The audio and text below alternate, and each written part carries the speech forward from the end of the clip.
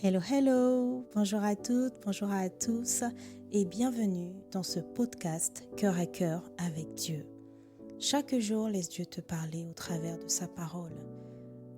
Dans ce podcast, nous partagerons des exhortations brèves, puissantes et guidées par l'amour pour t'aider à méditer les Écritures profondément, verset après verset, pour t'aider à guérir, à être éclairé, affermi, mais surtout, faire la rencontre de Dieu telle que tu ne l'as jamais connu, afin de vivre une relation intime et vivante avec lui. Alors installe-toi bien, dispose ton cœur, dispose ton environnement, dispose tes pensées. Nous entrons dans sa présence. Hello, bien-aimés. Bonjour à tous. J'espère que vous allez bien par la grâce de Dieu et que ce jour vous trouve en pleine forme, en bonne santé. Seigneur, nous voulons te rendre grâce pour cette opportunité que tu permets encore. Tu nous permets de plonger nos regards, nos oreilles dans un bout des Écritures. Tu nous parles, Seigneur, alors nous voulons te demander, s'il te plaît, viens nous aider à comprendre, à retenir et à pratiquer. Viens ouvrir notre intelligence, viens ouvrir nos cœurs, viens nous transformer, viens nous parler, viens nous guider, viens nous exhorter, viens nous interpeller et viens nous former, Seigneur. Viens nous enseigner, s'il te plaît. Viens nous restaurer, viens nous guérir, afin que ton cœur soit nos cœurs, afin que Christ soit visible dans nos vies. Prends le contrôle, Seigneur, de nos pensées, inspire les paroles de nos bouches et que seule ta volonté s'accomplisse. Au nom de Jésus-Christ. Amen. Alors, le titre de mon message ce jour est une question. Que fais-tu de ce que le Seigneur a fait pour toi? Que fais-tu de ce que le Seigneur a fait pour toi? Alors, cette question, elle peut être comprise de différentes manières, de plusieurs manières. Premièrement, tu peux te demander, qu'est-ce que je fais de ce que le Seigneur a fait? C'est-à-dire, est-ce que je jouis de ce que le Seigneur a fait pour moi? Ou est-ce que je n'en jouis pas réellement et puis j'ai joui de cela à une période et ce n'est plus le cas aujourd'hui? Et parce que voilà, c'est ce que j'en fais finalement aujourd'hui, c'est que soit j'utilise ce que le Seigneur a fait ou alors je ne l'utilise pas. Et puis on peut aussi comprendre cette question par rapport à l'acte en soi que le Seigneur a posé. Est-ce qu'aujourd'hui ça fait encore partie de notre mémoire? Est-ce qu'on en parle? Est-ce que c'est gravé dans les tables de notre cœur? Pas dans le sens d'en jouir, mais simplement dans le sens de s'en rappeler. Et est-ce qu'on a à cœur d'en parler autour de nous et surtout à nos enfants? Quel est le rapport qu'on a avec ce que le Seigneur a fait? Quelle est la place que ça occupe? Et qu'est-ce qu'on en fait? Qu'est-ce qu'on décide d'en faire? Est-ce que c'est l'objet de nos pensées quotidiennes? Est-ce que c'est l'objet de nos conversations avec les gens? Est-ce que c'est dans nos objectifs de le transmettre à nos enfants? Tout ceci révèle notre amour pour le Seigneur, notre soif de faire la volonté de Dieu et aussi notre soif de Dieu, tout simplement. Alors, nous allons lire la parole dans Exode 13, du verset 3 au verset 4, ensuite du verset 8 au verset 9, et ensuite du verset 14 au verset 16, oui. Nous allons lire en version Nouvelle Français courant. Moïse dit au peuple, « Souvenez-vous de ce jour. Grâce à sa puissance irrésistible, le Seigneur vous a fait sortir d'Égypte, où vous étiez esclaves. Lorsque vous célébrerez cet événement, vous ne mangerez pas de pain qui a levé. » Versets 8 à 9. Au cours de cette fête, tu donneras cette explication à tes enfants. C'est à cause de ce que le Seigneur a fait pour moi lorsque j'ai quitté l'Égypte. Cette célébration sera pour toi un rappel, comme une marque sur ton bras ou sur ton front. Elle te rappellera de proclamer l'enseignement du Seigneur, car c'est lui qui t'a fait sortir d'Égypte grâce à sa puissance irrésistible. Versets 14 à 16. Lorsque tes enfants dans l'avenir te demanderont « Pourquoi fait-on cela ?» Tu leur répondras « Grâce à sa puissance irrésistible, le Seigneur a fait sortir d'Égypte, nous a fait sortir d'Égypte où nous étions esclaves. Le Pharaon refusait obstinément de nous laisser partir. Alors le Seigneur fit mourir tous les premiers-nés d'Égypte, aussi bien chez les êtres humains que chez les animaux. Voilà pourquoi j'offre un sacrifice au Seigneur. Tout premier-né mâle d'une bête. Mais je rachète tout garçon premier-né. Ces sacrifices seront pour toi un rappel, comme une marque sur ton bras ou sur ton front. Ils vous rappelleront que le Seigneur nous a fait sortir d'Égypte grâce à sa puissance irrésistible. Bien-aimé, il y a trop d'informations il y a trop de révélations, il y a trop de messages, il y a trop de facettes de Dieu révélées dans ces passages. Alors, commençons tout de suite.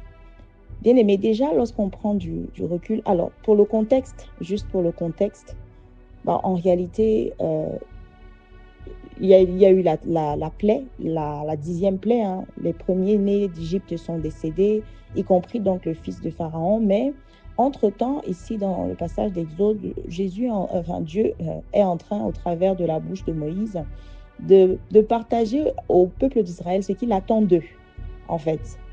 Donc, il leur explique précédemment de célébrer la Pâque, qui est donc la fête du pain sans levain, en spécifiant pourquoi, ce que ça signifie. Et c'est dans ce contexte qu'on se trouve. Il donne des instructions relatives à la Pâque, en fait. Et donc, la première chose qui m'interpelle, et chaque fois que la parole se répète ou que j'ai une impression de déjà vu, je m'arrête automatiquement dans la parole en général. Et vous savez, lorsqu'on prend du recul par rapport à ces textes, on se rend compte qu'il y a un mot qui revient, une phrase ou une expression qui revient 4 fois. Vraiment, et ce n'est pas la seule chose qui est répétée. Donc, quand on lit verset 3 de l'Exode 13, « Grâce à sa puissance irrésistible ». Nous allons ensuite au verset 9, « Grâce à sa puissance irrésistible ». Nous allons ensuite au verset 14, « Grâce à sa puissance irrésistible ». Nous allons au verset 16, « Grâce à sa puissance irrésistible ». Bien aimé, le Seigneur ne se répète pas pour rien. Non, il ne se répète pas pour rien. Encore une fois, nous ne pouvons pas lire la Bible comme un livre pour être informés, comme un journal. S'il y a des choses qui se répètent, nous devons nous arrêter. Qu'est-ce que le Seigneur essaye de dire? Voilà les questions que nous devons poser au Saint-Esprit. Alors ici, vous voyez, le Seigneur est en train d'insister sur le fait que sa puissance est irrésistible. Et c'est grâce à sa puissance irrésistible que ce qui est arrivé, que le peuple a été libéré d'Égypte où ils étaient esclaves. C'est grâce à sa puissance irrésistible. Alors, comme d'habitude, faisons le parallèle dans nos vies. Ce n'est pas par chance que tu as eu ce que tu as eu. Ce n'est pas parce que quelqu'un t'a aidé, non, que tu as eu ce que tu as eu. Le souffle de vie que tu as aujourd'hui, ce n'est pas un hasard, ce n'est pas l'univers. C'est grâce à la puissance irrésistible de Dieu. Le Seigneur est en train de mettre des mots sur des choses qu'on a tendance à banaliser ou à mal nommer.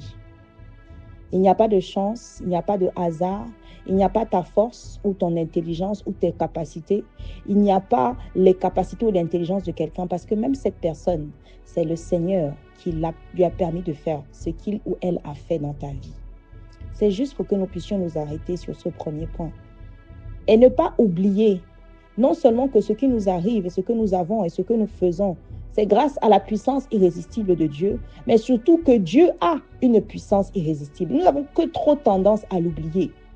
Lorsque la situation devient trop compliquée, difficile, lorsque nous sommes attaqués de toutes parts dans nos rêves par des démons, nous avons tendance à oublier que nous servons un Dieu, que nous avons un Père, que nous sommes soumis, que nous sommes esclaves d'un Seigneur qui a une puissance irrésistible. Bien-aimé, il faudra le marquer gros sur un mur, sur un tableau, ou le mettre en fond d'écran de sorte que ça reste constamment dans nos mémoires.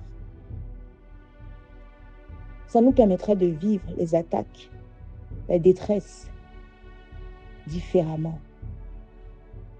Lorsque nous savons que le Dieu que nous servons, que nous aimons, à qui nous obéissons, j'ai dit à qui nous obéissons, pas que nous prions, parce que celui qu'on prie n'est pas forcément celui à qui on obéit.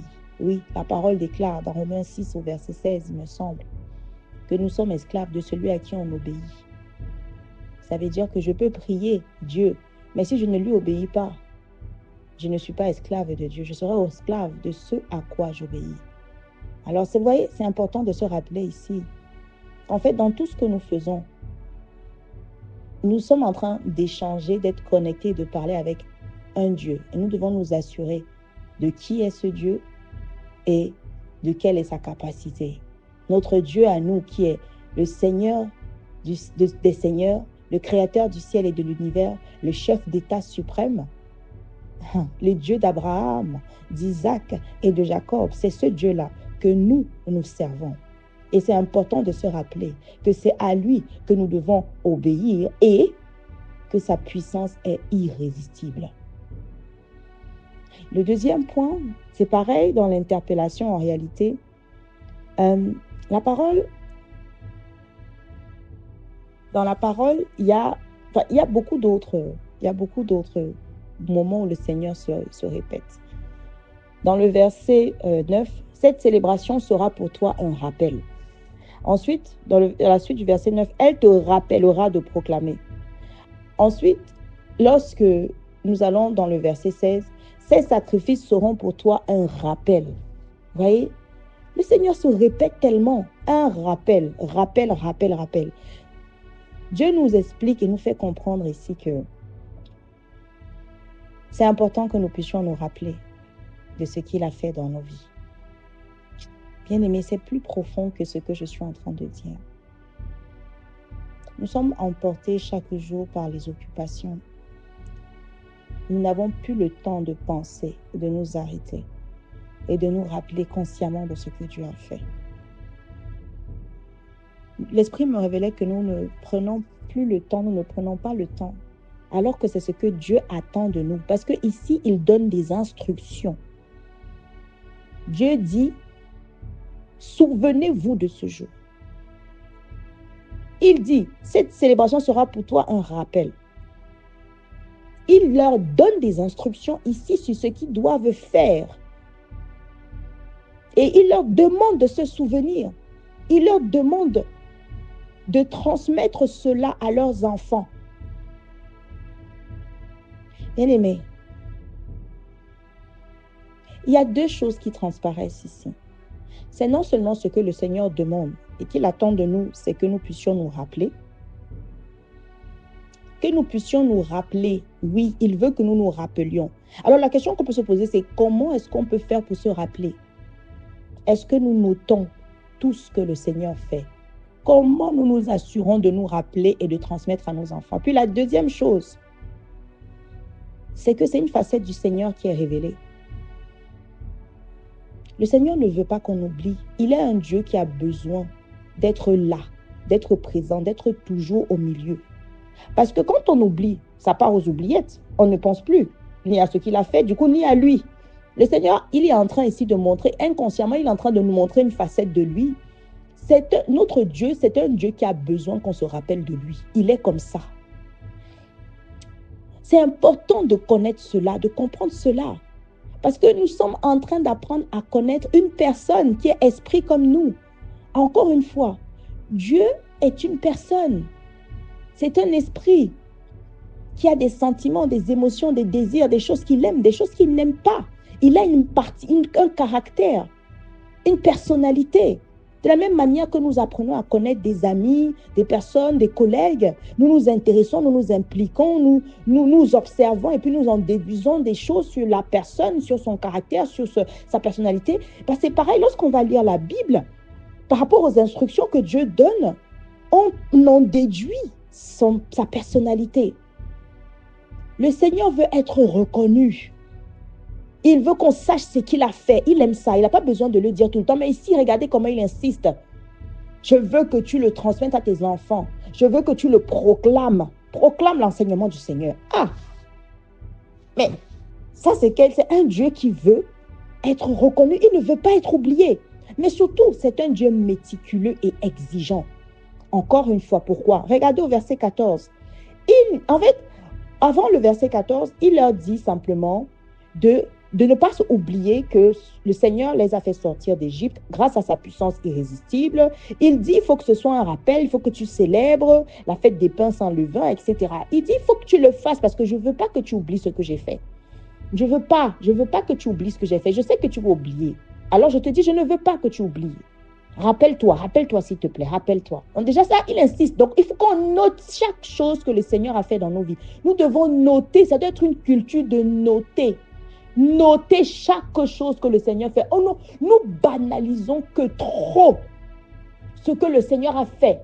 Alors que c'est ce qu'il attend de nous. Oui, nous pouvons l'assurer avec assurance. Nous pouvons le dire avec assurance. Le Seigneur attend de nous qu'on note ce qu'il a fait. Parce que c'est un Dieu qui ne veut pas qu'on oublie. Bien-aimés, décidons d'avoir un journal d'action de grâce. Un journal de vie, je n'en sais rien. Un journal, c'est pas pareil que le journal d'action de grâce. Ici, je suis en train de parler d'un journal des récits. Un journal de marche avec le Seigneur, je n'en sais rien. Un journal d'expérience particulière avec le Seigneur. Ce n'est pas spécifique à l'action de grâce. L'action de grâce sera vraiment là où tu vas déposer ce que le Seigneur a fait lié à tes demandes, à tes supplications, les exaucements, tout ce pourquoi l'Esprit va te pousser à rendre grâce, ou toi-même tu seras poussé à rendre grâce.